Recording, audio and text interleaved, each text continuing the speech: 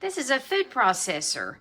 It came with several attachments. Now, I'm the one who put them in the little baggies. They did come in baggies, but the baggies were not reusable, so I put them in my own baggies. But this came with a slicer, a couple of different graters, different sizes. The slicers actually are 2 different sizes as well. I'm going to demonstrate this one so it's already out of the bag. A fry cutter, and somewhere in here I've got a dough hook. There we go, a dough hook. Now, I have not actually tried the dough hook, and I don't plan to try the dough hook, so I'm not going to actually evaluate that. But I have tried several of these attachments already. They've worked very well. And I'm going to demonstrate the slicer here in a couple of minutes. Now, here's the base. You see it has different settings. There's chop, puree, and dough. And then you can also pulse it. If you turn it to the left, it'll pulse. If you turn it to the right, it'll go up to different power levels.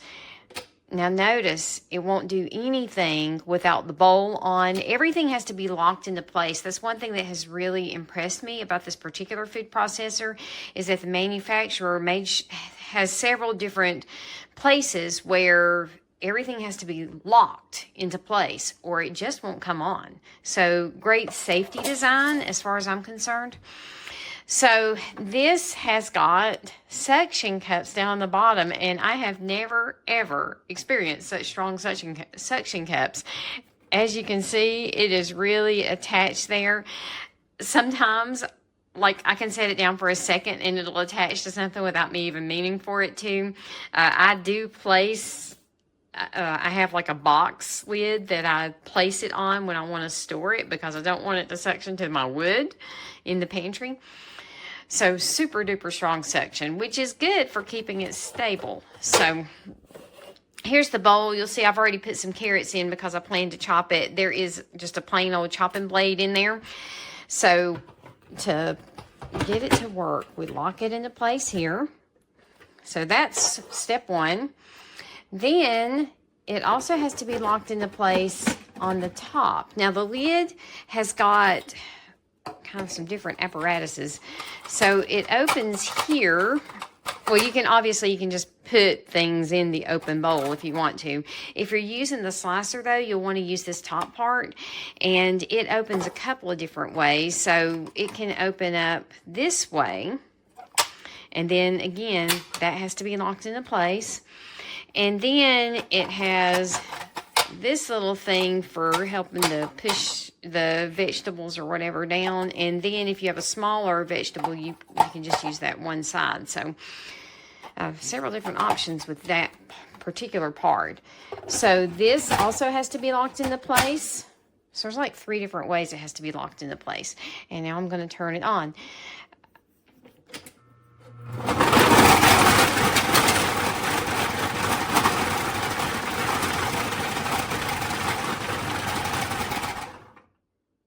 Okay. Let's see how it did.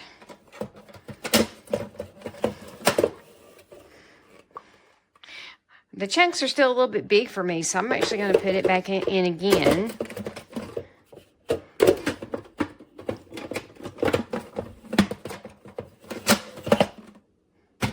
Maybe I'll try a higher setting this time. I haven't used it much yet. I've liked it the few times that I have used it. Let's try some more.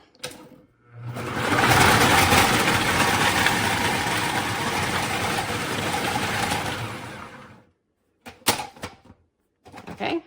Yes, that's more like it. I wanted my carrot chunks pretty small because I plan to use them for soup.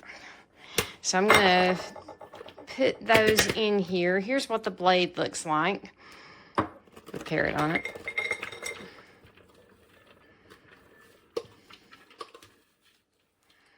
And for this demonstration, I'm not going to do a full cleaning of the bowl.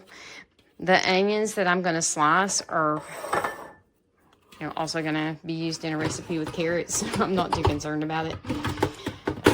So anyway, we lock it in place again.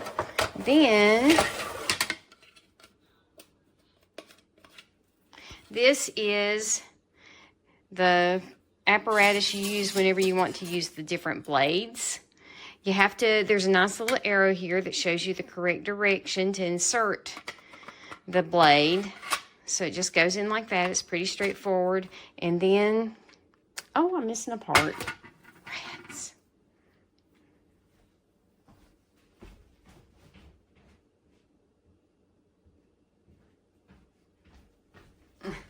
Well, I guess that's going to have to be the end of my video.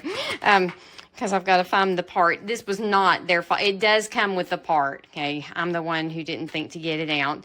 So the part is shaped like a lot like the top of this blade, and it goes right here. And then this goes on top of that. And then the bowl lid goes on top of everything. And like I said before, there are a couple of different configurations you can use depending on the size of the vegetables you're wanting to slice, to push the vegetable down into the blade, and then you wind up with sliced vegetables. When I finish all my chopping and slicing I'm actually preparing 2 different recipes today. So when I have all my slicing and chopping finished, I'll take pictures of everything so you can see how well it did. Hey guys, so here is the food processor. On will look like that with the light, and you can chop puree or even do like dough. If you wanted to pulse, you can do that. If you want it on constantly, turn right there. And then if you wanted to chop, it has like a 3 times it goes.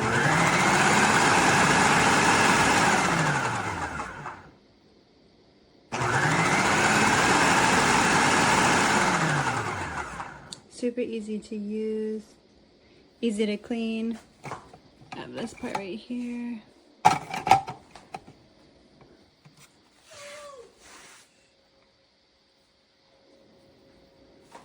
And then, let's see.